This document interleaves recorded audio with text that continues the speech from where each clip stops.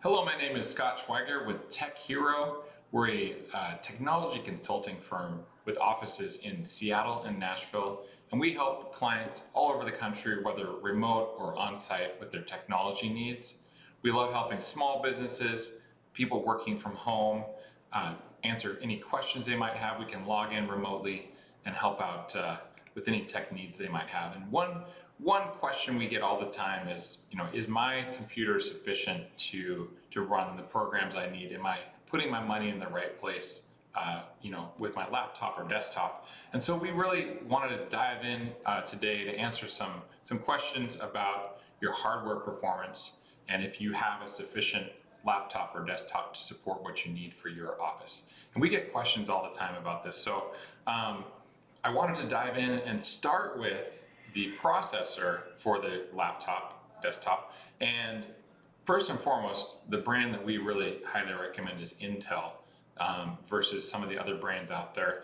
And so the Intel processor, they make a couple different models, and you can kind of think of these as different V engines as you'd see in a truck, like a V4, V8 engine. So these are the backbone of a laptop or desktop. It's kind of like, again, kind of like the engine of a computer.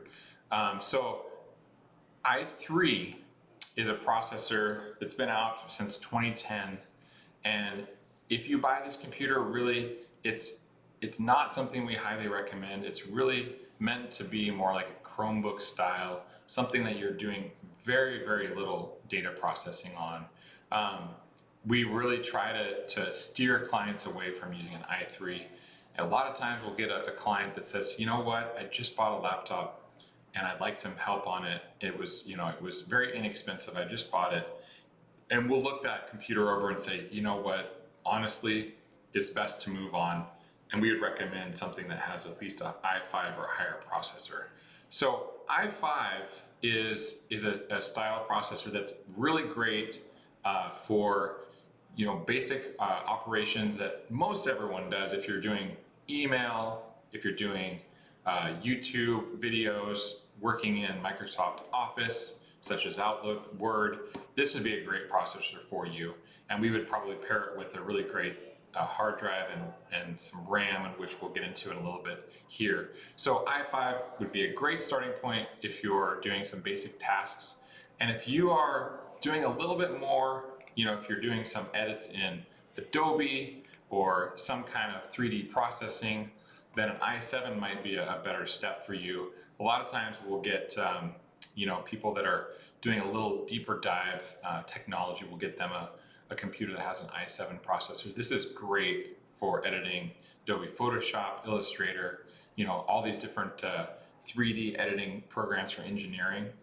And if you're going even deeper dive with something like AutoCAD, we might recommend kind of a top of the line i9 processor.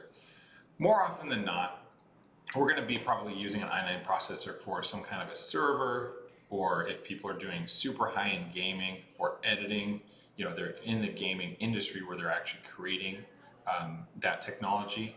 And again, any sort of 3D engineering, we would definitely recommend an i9 processor for that. So I just wanted to give you a little bit of information on that. Again, think of it like the engine of your car. And